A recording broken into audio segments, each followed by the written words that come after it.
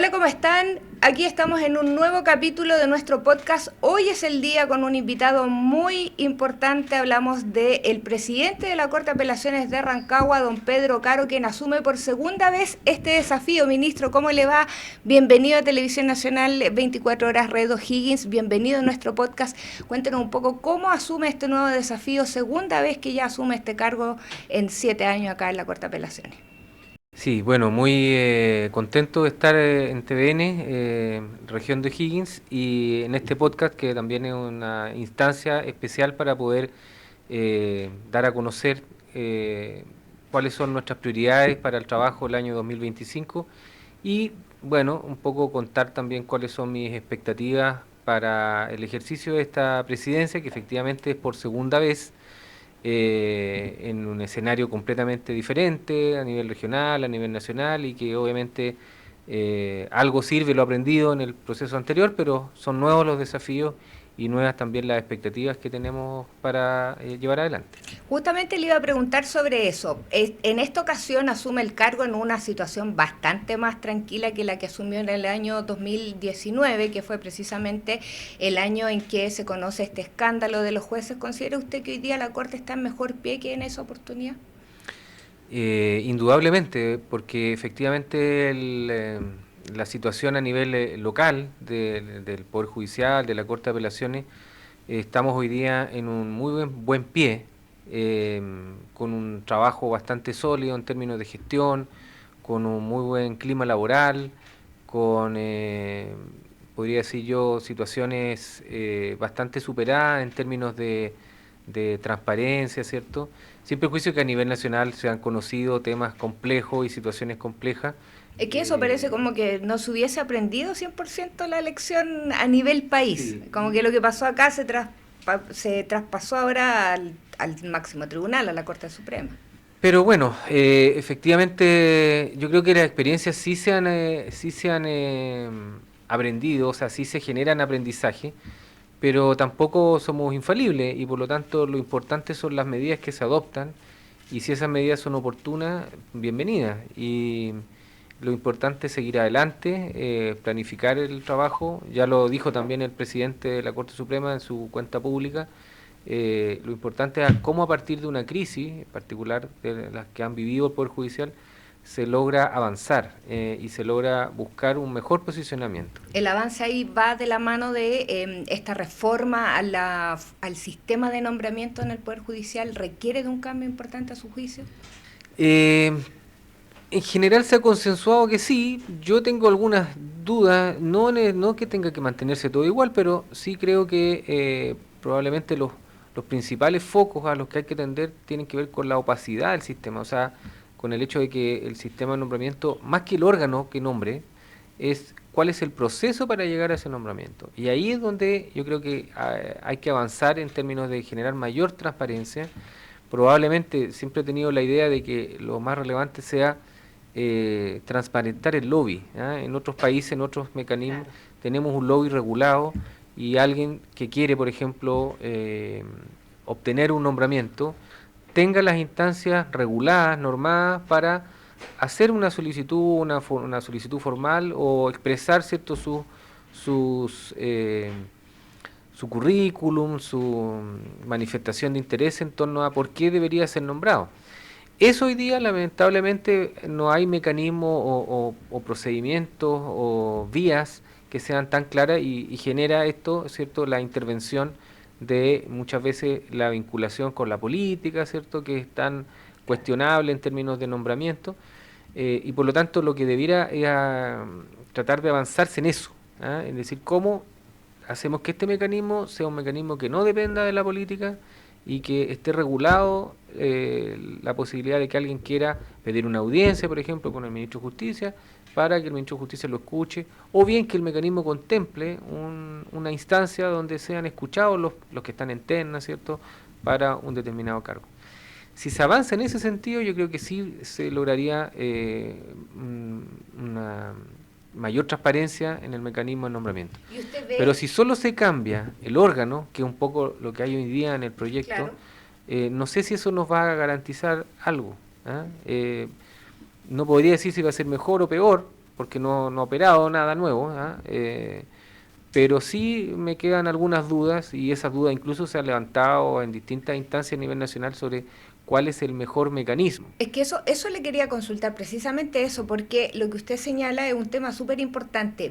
¿Ve usted desde su perspectiva en la magistratura que haya, como se dice, agua en la piscina, como para hacer un cambio a nivel político? Porque finalmente, ¿quiénes son las redes de influencia? Precisamente los políticos. ¿Hay voluntad de los políticos de hacer un cambio real en esto y no tener la influencia que tienen hoy día, como se ha visto en la magistratura, en los jueces? Bueno, es difícil saberlo, porque yo tampoco me vinculo con políticos en términos generales, y por lo tanto es difícil saber qué están pensando ellos, ¿ya? Lo que sí tengo claro es que los proyectos que se han venido planteando muchas veces pasan por modificar los órganos de nombramiento y no el proceso en sí.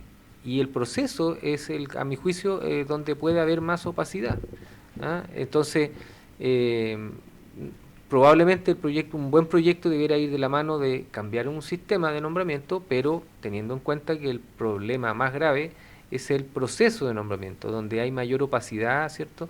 Y por lo tanto, cuando yo quiero más transparencia, tengo que no solo cambiar el órgano, sino que también el sistema, el mecanismo a través del cual esas personas que están en ese proceso de En ese nombramiento, proceso, pueden hacer valer su currículum, sus intereses, porque en realidad no hay nada malo de que alguien quiera transmitirle a quien tiene que nombrar por qué debiera ser nombrado él y no ¿cuáles otro. son sus credenciales? Claro, si eso además es normal en el mundo privado, cuando en las entrevistas de Sí, trabajo claro. uno hace valer, mire, yo he estudiado, no sé, un magíster, un doctorado, etcétera, tengo tal y cual currículum, y eso no tiene nada de malo que uno lo quiera transmitir. El tema es si finalmente lo que va a valer es eso, el mérito, que es lo que todo el mundo espera y siempre se habla de cambiemos, ¿cierto?, el sistema actual por uno que tenga como base el mérito, o bien vamos a mantenernos en un sistema que no necesariamente va a responder al mérito, Y vale más quizá con quien con converse quien sobre mis converse, claro. credenciales. Por eso que yo digo que el ideal es un sistema que más que enfocarse en quién es el que nombra, cuál es el órgano que nombra, es cuál es el proceso para llegar a ese nombramiento. Lo traigo ahora a la región, pero también con un tema que viene, es como un coletazo precisamente de esta última crisis del Poder Judicial. Hay un déficit, un recorte presupuestario importante en el Poder Judicial. Acá la Corte está pidiendo hace mucho tiempo una tercera sala por la gran cantidad de causas que ingresan acá a la región de O'Higgins. ¿Cómo ven el escenario precisamente ante este recorte? Porque ya vienen así, hace varios años haciendo este tipo de conversaciones para poder acceder a esta tercera sala. ¿Se dificulta aún más? Bueno, efectivamente la creación de la tercera sala ordinaria de la Corte de Apelaciones de Rancagua es una aspiración que ya se ha venido planteando formalmente hace varios años, más de 6 años, incluso como volviendo al tema de la presidencia por segunda vez, ya lo planteamos en el año 2019 formalmente a través de un oficio a la Corte Suprema, al Ministerio de Justicia, y es algo que se ha venido reiterando por la Corte de Apelaciones y que está relativamente consensuado en términos tanto de las estadísticas, tanto del análisis que ha hecho internamente el Poder Judicial. Somos una de las cortes que efectivamente requiere un aumento de dotación. O sea, eso es algo, entre comillas, que no es discutible hoy día, sino que lo único que podríamos discutir hoy día efectivamente es si existen el presupuesto para llevar adelante un proyecto de este tipo, que necesariamente además tiene que ser un proyecto de ley, porque Claro. la creación de una nueva plaza o nuevas plazas internas que impliquen tener más ministros en la Corte de Apelación de Rancagua es algo que implica modificar el Código Orgánico de Tribunales, y para eso se requiere modificar una ley. Por lo tanto, es un proyecto de ley que por necesitar recursos tiene que ser de iniciativa exclusiva del Presidente de la República. Requiere también que la Corte Suprema, porque como modifica el Código Orgánico de Tribunales, requiere el informe de la Corte Suprema, un informe obligatorio, y por lo tanto, más allá de contar o de aspirar a contar con los apoyos políticos, ¿cierto?, para un proyecto de este estilo, que ya también lo hicimos formalmente hace años atrás, ¿cierto? Convocamos a diputados y senadores de la región para presentarles este proyecto. Lo hicimos en una audiencia formal, convocada a través de ley de lobby, o sea, cumpliendo todos los requisitos de transparencia. ¿Y han tenido apoyo de los parlamentarios de la región? Se transmitió ese apoyo en términos cierto, de que se entendió que es una petición que está justificada, pero quedamos, entre comillas, siempre en el mismo, volvemos al punto de inicio, la falta de presupuesto, más que nada. Más que lo vamos a ver es la falta de presupuesto, y que efectivamente un proyecto de este tipo requiere de una iniciativa exclusiva del presidente de la República. Por lo tanto, es un proyecto que tiene que comenzar en el señor presidente de la República. Obviamente que no puede partir en el fondo por una moción parlamentaria. Claro. Tiene necesariamente que partir por la presidencia de la República. Pero sí, los parlamentarios oficialistas podrían tener algún tipo de influencia dentro de la agenda presidencial para poder hacer ver la necesidad que tiene esta región respecto a esta tercera sala ordinaria. O sea, claramente. O lo que esperan ustedes al menos. O sea, lo que pasa es que si uno lo pone desde el enfoque también que se trató de transmitir en la recepción del mando, ¿cierto? En la ceremonia de asunción del mando, yo planteé en el fondo la necesidad de que todas las entidades locales, todos los organismos de la región, todos los representantes políticos de gobierno, comprendan que la Corte de Apelación es parte de la comunidad regional y por lo tanto tienen también que sentirla como suya. O sea, los desafíos del Poder Judicial de la sexta región no son solo del Poder Judicial, debieran ser desafíos de toda la región. Y cuando uno habla de toda la región, debiera incluir a los políticos, no sé, el gobernador, etcétera, porque en la medida que tengamos una justicia más oportuna en la región, los problemas jurídicos que se plantean a nivel regional se resuelven en tiempos más acotados, ¿cierto? Y todo avanza más rápido. Y eso es un plus para todos, no solo para el Poder Judicial. No es un tema solo de estadística, de metas de gestión interno. Es un tema que debiera decir cómo esto impacta positivamente en la región. No me cabe duda que tener una justicia más oportuna impacta positivamente en todo la región, no solo en términos de las causas que civiles o de familia o laborales que van en el fondo, que involucran a partes, sino que también en algunas causas que involucran también proyectos. Sabemos que la Corte de Apelaciones también ve a través de recursos de protección temas ambientales, temas energéticos, etcétera. Claro. Y todos esos temas también, en la medida que uno tenga un sistema que cuente con la dotación necesaria para una justicia más rápida, más oportuna, vamos a tener una incidencia más positiva también en ese ámbito. Entonces, no es solo como necesitamos otra sala porque tenemos un problema de números o tenemos un problema estadístico, no es eso solamente. O sea, cómo influimos positivamente en la región. Y cuando uno ve otras regiones, yo lo comparo con, no sé, por ejemplo, con el Biobío. Nuestra región hace 30 años que no tiene una modificación en su planta. Claro. No tiene más ministros ni hace 30 años.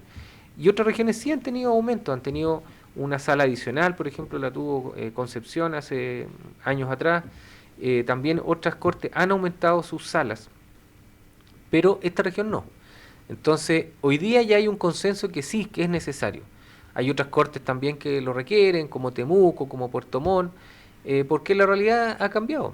Hoy día tenemos una cultura de litigar más que hace 30 años. ¿Hay más conciencia de los derechos quizás? Hay más conciencia de los derechos y ahí se produce un cierto contrasentido, porque en general la justicia se evalúa mal.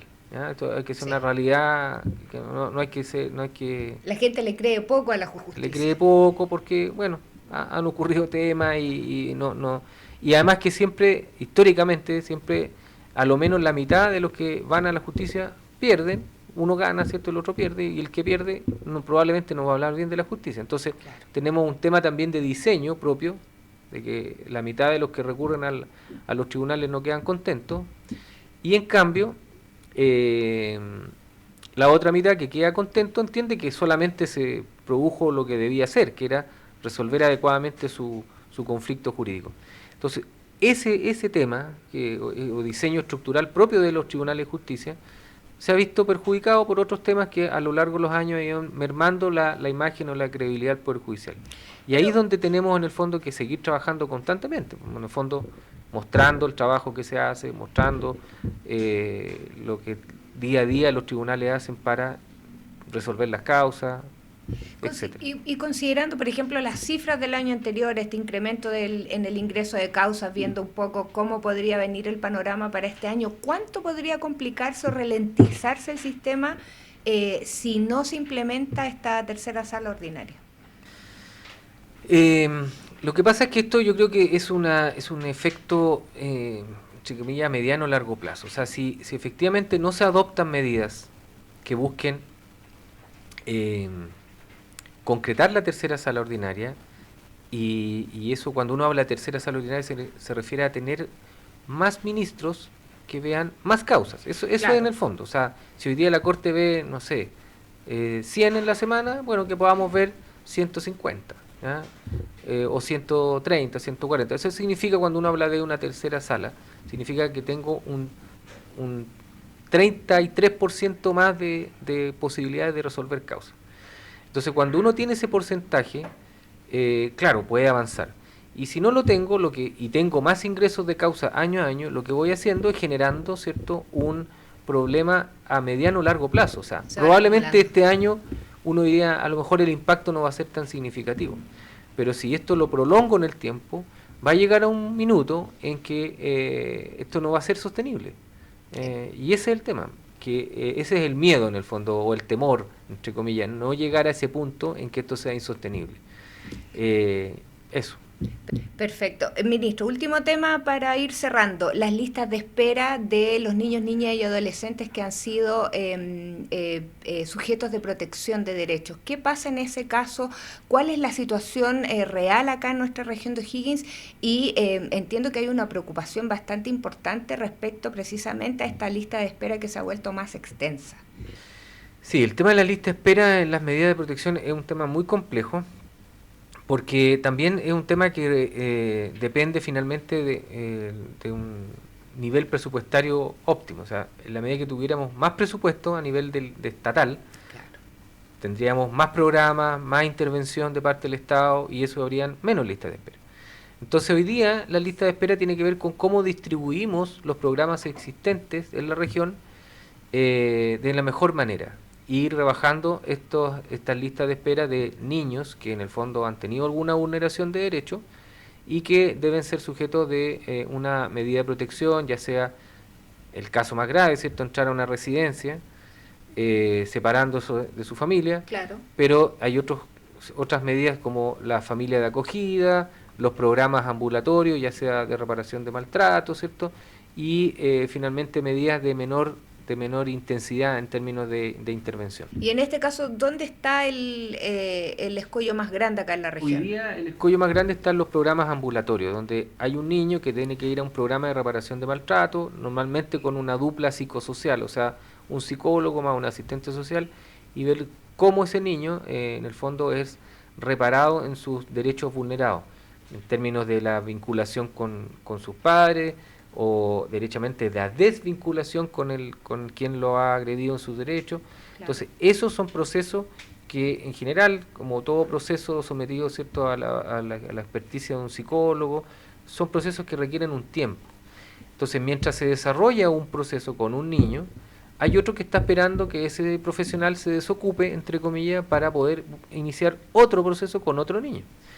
¿Cuánto es el tiempo de espera aproximado? El tiempo de espera, bueno, es variable, pero la preocupación central de los tribunales tiene que ver con aquellos que tienen una lista de espera superior a 90 días para ingresar al programa.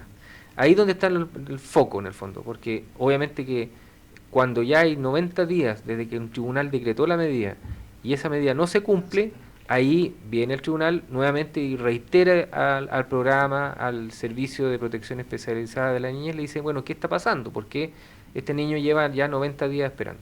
Bueno, para eso se ha trabajado también con el servicio de protección especializada de la niñez, con los distintos programas, con las curadoras al ítem de los niños, pero no es un tema sencillo porque finalmente se han generado nuevos programas a nivel regional, pero estos programas no, entre comillas, no han generado una solución inmediata en términos de que todavía se generan nuevos casos, porque es como algo lógico, o sea, en la medida que el sistema empieza a funcionar, empieza a generarse una mayor demanda. Exactamente. Porque la gente ve que el sistema está operando. Entonces, como el sistema está operando hoy día, hay un incremento también en la demanda. Entonces, es como una suerte de, el Estado pone recursos para generar programas, pero se incrementa la demanda y esos recursos empiezan a quedar por debajo de lo esperado. Entonces, esa dinámica es compleja de resolver. Nuevamente, lo que falta es plata. Faltan recursos, exactamente, en este y en otros temas. Perfecto, ministro. Le quiero agradecer la visita acá a 24 horas Red O'Higgins a nuestro podcast Hoy es el Día. Que esté muy bien. Muchas gracias a TVN Red O'Higgins.